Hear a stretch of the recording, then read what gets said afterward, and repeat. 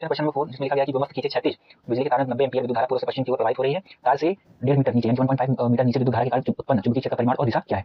तो हम लिख लेंगे भाई सेम अप्रोच क्या क्या गिवन है उसको लिख लेंगे, तो इसका डायग्राम बना के हम समझेंगे। ठीक है, तो सबसे पहले क्या दिया गया 90 एम्पीयर की धारा दी है यानी I = 90 एम्पीयर का करंट उसमें फ्लो कर रहा है उस तार में। ठीक है, पूर्व से पश्चिम की तरफ। अगर ये तार है, देखो अगर ये तार है तो नॉर्थ ऊपर होता है, साउथ इधर होता है, ईस्ट इधर होता है और वेस्ट इधर होता है। ठीक है, इसमें 90 एम्पीयर का जो है करंट फ्लो कर रहा है 90 एम्पीयर। ठीक, पूर्व से पश्चिम यानी कि पूर्व से पश्चिम की ये डायरेक्शन। ठीक है, और इससे 1.5 मीटर नीचे यानी कि 1.5 मीटर नीचे पॉइंट पी है। ठीक, 1.5 मीटर यानी कि आर इक्वल दिया है 1.5 मीटर दिया है। ठीक है, यानी कि 1.5 मीटर नीचे पे इस पॉइंट पर हमको मैग्नेटिक फील्ड बताना है और इसकी डायरेक्शन बताना है। ठीक है, तो ये लंबा सीधा तार है, सीधा तार के हम फॉर्मूला जानते हैं, पिछले 2-3 क्वेश्चन में वही कर रहे हैं। v इक्वल क्या होता है, वो v0/4 पाई 2 i/r। ठीक है, पहले मैग्नेटिक फील्ड निकालेंगे फिर उसका डायरेक्शन बताएंगे। v इक्वल क्या हो जाएगा, v0/4 पाई 10⁻⁻⁷ इनटू 2 i कितनी है 90 90/में r कितना है 1.5।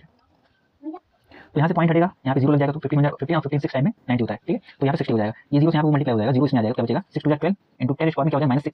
अब यहाँ पॉइंट लगा देंगे तो यहाँ पे 10 cos चला जाएगा, साइड का v इक्वल टू 1.2 इनटू 10⁻⁻5 और टेस्ला होगी। ठीक है, b का मतलब टेस्ला, b का यूनिट टेस्ला, t हम लिख देंगे। ठीक है, क्या लिख देंगे इस तरह से मैग्नेटिक फील्ड तो मिलेगा, लेकिन इसकी डायरेक्शन क्या होगी ध्यान देना।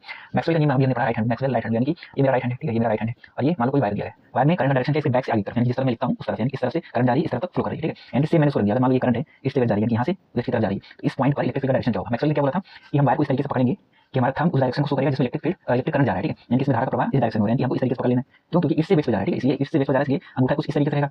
अब इसको हम कर्ल करेंगे। ठीक है, अपने फिंगर को कर्ल करेंगे इस तरीके से, यानी कि हम देख रहे हैं इस सरफेस से, यानी तार के ऊपर वाले सरफेस से हमारा जो फिंगर है वो अंदर की तरफ जा रहा है। ठीक है, थंब इस तरीके से तार के ऊपर वाले एरिया से हमारा फिंगर अंदर की तरफ जा रहा है, यानी कि यहाँ पर जो इलेक्ट्रिक फील्ड का वो होगा डायरेक्शन होगा परपेंडिकुलर इनवर्ड होगा, यानी कि इसको क्रॉस से दिखाते हैं। ठीक है, क्रॉस जो परपेंडिकुलर इनवर्ड होता है, इनवर्ड होता है उसको क्रॉस से शो करते हैं। ठीक है, ठीक, और जो आउटवर्ड होता है उसको डॉट से शो करते हैं, यानी कि इस वाले सरफेस से अंदर जा रहा है, लेकिन जब इसी फिंगर को हम कर्ल करेंगे पूरा। ठीक है, यानी कि देखो इस तरीके से। ठीक है, अब देखो ये तार है, ठीक है, ये तार हमने पकड़ लिया, इस सरफेस से अंदर यानी कि ऐसे अंदर है, उस तार को पकड़े ये फिंगर कर्ल होकर आगे यानी कि घूम रहा है पूरा, यानी कि इस सरफेस से बाहर की तरफ आ रहा है, यानी कि पॉइंट पी की तरफ से बाहर की तरफ। देखना अरे पॉइंट पी है, यहाँ से कुछ इस तरीके से बाहर की तरफ आ रहा है। ठीक, ध्यान देना यहाँ से अंदर जा रहा है और इस डायरेक्शन से यानी कि पी पॉइंट पर बाहर की तरफ आ रहा है। ठीक है, धारा की दिशा वही है, थंब की डायरेक्शन धारा को दिखाएगा और जो फिंगर कर्ल हुई है वो मैग्नेटिक फील्ड को दिखाएगा, यानी कि ई और वेस्ट के ऊपर जो एरिया हमारे अंदर की तरफ जा रहा है, लेकिन ये पॉइंट पी पर है 1.5 मीटर नीचे पर, उस पे जो मैग्नेटिक फील्ड है वो बाहर अंदर से बाहर की तरफ आ रहा है, यानी कि यहाँ पे डॉट से शो करते हैं इसको। ठीक है, डॉट से शो करते हैं, जिससे पता क्या चलता है कि बिंदु पी पर हम लिखेंगे